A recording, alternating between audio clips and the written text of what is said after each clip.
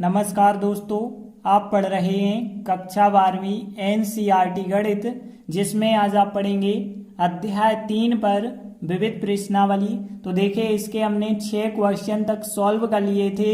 आगे हम पढ़ेंगे 7वां क्वेश्चन। तो देखिए 7वां क्वेश्चन क्या है। x के किस मान के लिए 1, 2, 3 आव्यूहों का गुणनफल शून्य आव्यूह होगा। तो देखिए हमें यहाँ पे x का मान, यहाँ पे देखिए x का मान क्या होना चाहिए ताकि इन तीनों आव्यूहों का गुणनफल क्या हो जाए, शून्य हो जाए या शून्य आव्यूह हो जाए। तो देखिए हमने लिखा, दिया गया है, जो स्टेप हमें दिया गया है वो लिखा। अब देखिए यहाँ पे पहले आप किन आव्यूह का गुणा करेंगे, इसका और इसका गुणा कर सकते हैं क्या, या फिर आप इन दोनों का कर सकते हैं। तो देखिए पहले आव्यूह की कोटि की बात करें तो एक पंक्ति है और यहाँ पे 1, 2, 3 स्तंभ हैं। तो मतलब यहाँ पे 1/3 का आव्यूह है और दूसरा यदि हम देखें तो 3/3 का आव्यूह है। तो बिल्कुल दोनों का गुणा किया जा सकता है, क्योंकि यहाँ पे एक के स्तंभ और एक की पंक्तियां बराबर हैं, तो इनका गुणा किया जा सकता है। यदि हम यहाँ पे देखते तो 1, 2, 3 यहाँ पंक्तियां और एक स्तंभ है, तो 3/1 का है, मतलब इनका भी हम गुणा कर सकते हैं। तो देखिए चाहे पहले हम इन दोनों का कर दें या पहले हम इन दोनों का कर दें, किसी भी क्रम में आप गुणा कर सकते हैं। तो देखिए पहले हम इन दोनों आव्यूहों का गुणा करेंगे तो कैसे होगा। पंक्ति का गुणा हमें स्तंभ के साथ करना होगा। तो पहली पंक्ति का पहले स्तंभ के साथ करेंगे तो यहाँ पे A11 आएगा, यहाँ लिखना होगा।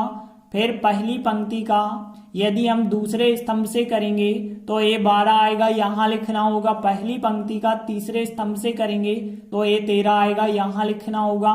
तो इस प्रकार से केवल 3 अवयवों में गुणनफल आएगा। तो देखिए कैसे आएगा। यहाँ पे यदि आप गुणा करेंगे तो देखिए पहली पंक्ति का पहले स्तंभ से 1 का 1 से करेंगे, 2 का 2 से करेंगे, 1 का 1 से करेंगे, तो यहाँ पे कितना आएगा, 1 + 4 + 1 आएगा। तो यहाँ जे आ गया A11। अब देखिए A12 में निकालना है तो पहली पंक्ति का हम दूसरे स्तंभ से करेंगे, 1 का 2 के साथ होगा 2, बाकी 2 का 0 से 1 का 0 से करेंगे, तो यहाँ पे 2 + 0 + 0 आएगा। इसके बाद पहली पंक्ति का हम तीसरे स्तंभ के साथ गुणा करेंगे तो A13 आएगा, यहाँ लिखना होगा। 1 का यदि आप करेंगे 0 के साथ 0 आएगा, 2 का 1 के साथ करेंगे 2 आएगा और 1 का 2 के साथ करेंगे तो भी 2 आएगा, मतलब 0 + 2 + 2 आएगा। तो इस प्रकार से इन दोनों आव्यूहों का गुणा होगा। बाकी आपके पास 0, 2x आव्यूह था उसे हमने लिखा और यहाँ पे बराबर 0 आव्यूह चल रहा है, उसे भी आप लिखते चलें। और आगे यदि आप इसे सॉल्व कर देते हैं तो देखिए यहाँ पे 4, 5 और 1 6 हो जाएगा, यहाँ पे 2, यहाँ पे 4 और देखिए यहाँ पे जो आव्यूह चल रहा है 0, 2x चल रहा है और बराबर में कितना चल रहा है, 0 चल रहा है, मतलब शून्य आव्यूह यहाँ पे चल रहा था। अब देखिए हमें इन दोनों आव्यूहों का गुणा करना होगा। तो देखिए इनका गुणा हो सकता है या नहीं हो सकता है। इसमें देखें तो एक पंक्ति है, 3 स्तंभ है, 1/3 का है। इसमें 1, 2, 3 पंक्ति है, एक स्तंभ है, 3/1 का। इनका गुणा हो सकता है। देखिए गुणा हो जाएगा तो कितने बाई कितने में, 1/1 में आंसर आएगा। और पहली पंक्ति का गुणा पहले ही स्तंभ से करेंगे तो केवल एक अवयव आएगा, A11। तो देखिए यहाँ पे हम गुणा करते हैं और चेक करते हैं A11 क्या आएगा। 6 का गुणा 0 से करेंगे 0, 2 का गुणा 2 के साथ करेंगे 4 आएगा, 4 का गुणा x के साथ करेंगे तो 4x आएगा। पूरा का पूरा एक पद आया है। और यहाँ पे देखिए 0 आव्यूह का मतलब होता है जिसमें सभी अवयव शून्य होते हैं, उसे हम 0 आव्यूह कहते हैं। 0 आव्यूह में हमने केवल एक अवयव इसलिए लिखा क्योंकि यहाँ भी केवल आपके पास एक अवयव ही है। एक अवयव आपके पास 4 + 4x है, तो यहाँ भी आपको केवल एक अवयव वाला शून्य आव्यूह लिखना होगा।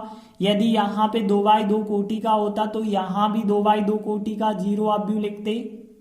अब देखिए दोनों आव्यूह समान हैं, दोनों आव्यूह समान हैं तो उनके संगत अवयव भी समान होंगे। तो यह लाइन आप चाहें तो लिख सकते हैं या फिर डायरेक्टली हम तुलना कर देंगे।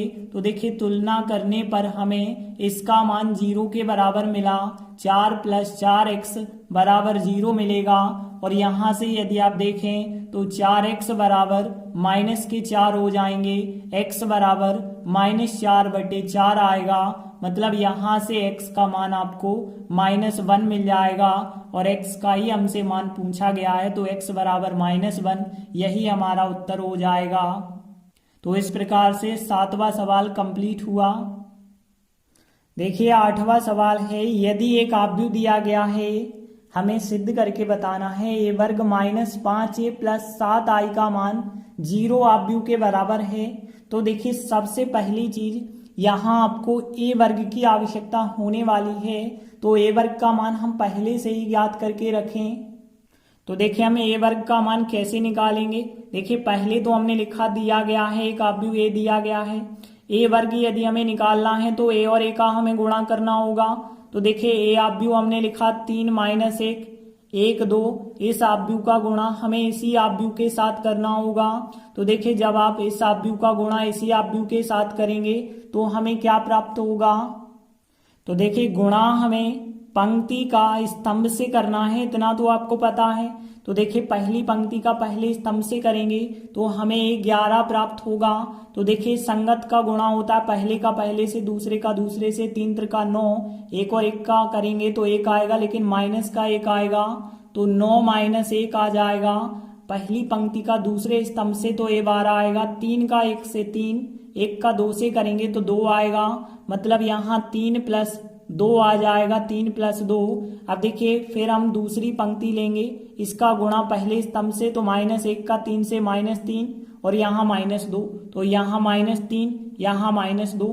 फिर दूसरी पंक्ति का गुणा दूसरे स्तंभ के साथ, तो यहाँ 1 और 1 का करेंगे -1 आएगा, 2 दूनी 4 आएगा, तो -1 + 4 आएगा। तो इस प्रकार से आप गुणा कर सकते हैं और यहीं पे हम इनका टोटल कर देते हैं। तो यहाँ पे 8 आएगा, यहाँ 5 आएगा, यहाँ -5 आएगा और यहाँ पे 3 आ जाएगा। तो इस प्रकार से a वर्ग का मान हमने ज्ञात कर लिया। अब देखिए जो हमें सिद्ध करना है उसका हम LHS साइड लेंगे। तो देखिए अब हमें जो सिद्ध करना था उसका हमने LHS साइड लिया और LHS साइड क्या है। देखिए a वर्ग -5a + 7i इतना है LHS साइड। तो देखिए a वर्ग के स्थान पे a वर्ग का जो हमने मान निकाला है 8 - 5, 5 3 j हमने मान रखा, फिर माइनस के 5 लिखे और इसके बाद a आव्यूह का मान जो था a आव्यूह का मान 3 - 1 1 2 रखा हमने, फिर इसके बाद 7 लिखे हमने और 7 के बाद i जो तत्समक आव्यूह होगा 2/2 कोटि का लेना है, क्योंकि 2/2 का पूरा सवाल चल रहा है। तो यहाँ 1 0 0 1 आपको लेना होगा। अब देखिए और आगे यदि आप सॉल्व करेंगे तो देखिए यह आव्यूह तो अभी आपको वैसे ही लिखना होगा, इसमें तो कुछ नहीं कर सकते। -5 का हम गुणा करते हैं, देखिए माइनस चिन्ह सहित का हम गुणा करेंगे इसमें, तो -5 का हर एक अवयव से गुणा होगा। माइनस के 15 होंगे, यहाँ माइनस के 5, यहाँ माइनस माइनस प्लस के 5 हो जाएंगे, यहाँ पे 5 दूनी 10 हो जाएगा और यहाँ पे 7 का गुणा यदि आप करेंगे तो यहाँ पे 7 आएगा, 0 आएगा, 0 आएगा, 7 आएगा। अब देखिए तीनों अवयवों को हम क्या कर देंगे, जोड़ देंगे।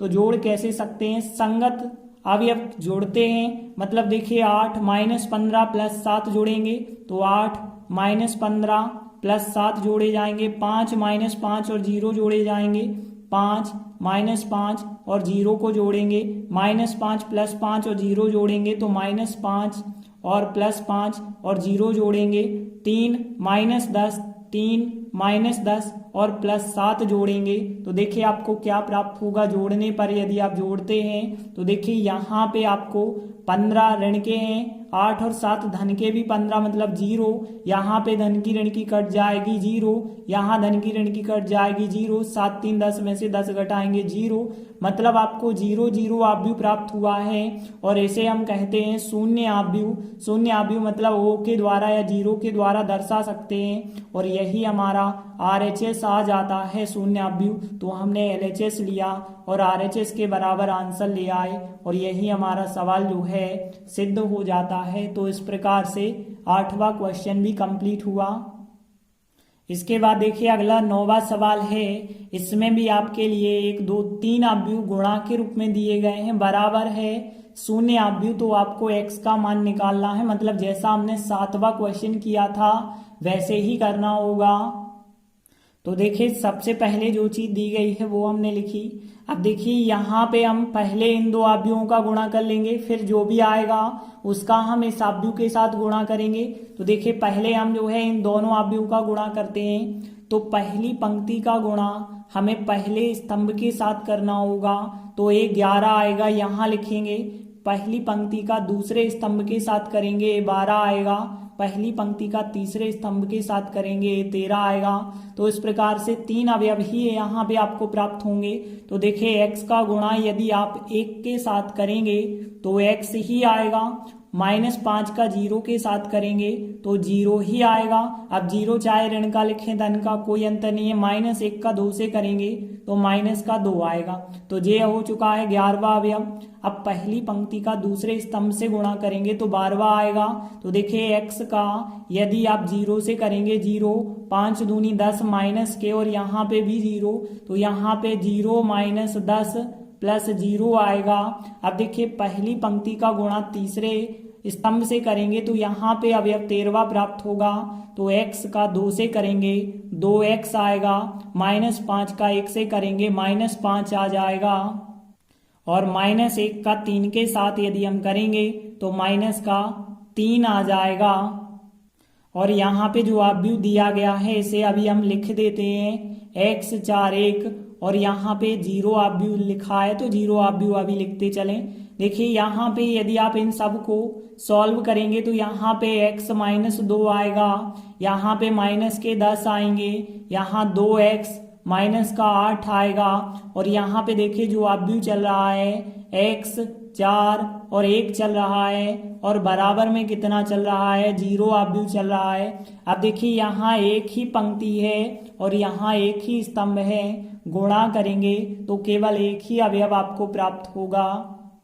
तो देखिए कैसे गुणा होगा, पंक्ति का गुणा स्तंभ से करते हैं तो इसका गुणा x के साथ होगा। तो हमने लिखा x -2 का गुणा x के साथ होना है, -10 का गुणा 4 के साथ होना है, -10 का गुणा जो है 4 के साथ, फिर प्लस चिन्ह लगाएंगे और फिर इसका गुणा 1 के साथ होगा। तो 2x -8 का गुणा जो है 1 के साथ होगा तो वही संख्या आएगी। तो इस प्रकार से गुणा होगा। देखिए इसका गुणा x के साथ लिखा हमने, फिर प्लस चिन्ह लगाएंगे, -10 का और 4 का करेंगे तो यहाँ माइनस चिन्ह लगाया क्योंकि प्लस माइनस का माइनस होगा, फिर इन दोनों का गुणा किया तो यह आया बराबर में। अब देखिए यहाँ पे 0 आव्यूह तो अभी हमने वैसे ही लिखा। देखिए यदि इन सबको आप सॉल्व करेंगे तो यहाँ पे x वर्ग आएगा, माइनस का 2x आएगा, माइनस का 40 आएगा, फिर यहाँ पे प्लस के 2x आएंगे और फिर माइनस के 8 ही हमने लिखे। अब बराबर देखिए जब यहाँ पूरा एक अवयव है तो यहाँ भी 0 आव्यूह में केवल एक 0 ही लेंगे क्योंकि एक अवयव यहाँ है तो एक अवयव यहाँ भी होना चाहिए। अब देखिए और आगे यदि हम देखें तो x वर्ग 2x कट गए, 40 और 4 48 हो जाएगा पूरा एक अवयव। और यहाँ पे यदि हम देखें तो पूरा एक अवयव 0 है। यदि देखें तो दोनों आव्यूह बराबर हैं, इनके संगत अवयव की आप तुलना कर सकते हैं। तो हमने यहाँ पे लिखा तुलना करने पर, देखिए यदि हम इनकी तुलना करेंगे तो x वर्ग -48 बराबर कितना हमें प्राप्त हुआ, 0 प्राप्त होगा। अब देखिए यहाँ से x वर्ग बराबर प्लस का 48 हो जाएगा और x बराबर, देखिए जब भी वर्गमूल लगाते हैं तो प्लस माइनस आ जाएगा, प्लस माइनस करनी 48। अब देखिए 48 के तो आप गुणनखंड भी रख सकते हैं। तो देखिए 48 के यदि हमने गुणनखंड रखे तो 16 × 48 होता है, तो 16 × 3 लिखा।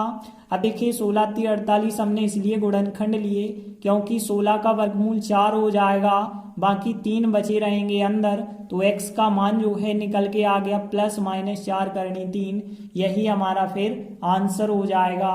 तो इस प्रकार से 9वां सवाल भी कंप्लीट हुआ। तो आज हमने 3 महत्वपूर्ण सवाल किए। आगे के वीडियो में हम और आगे के सवाल करेंगे। तब तक के लिए धन्यवाद।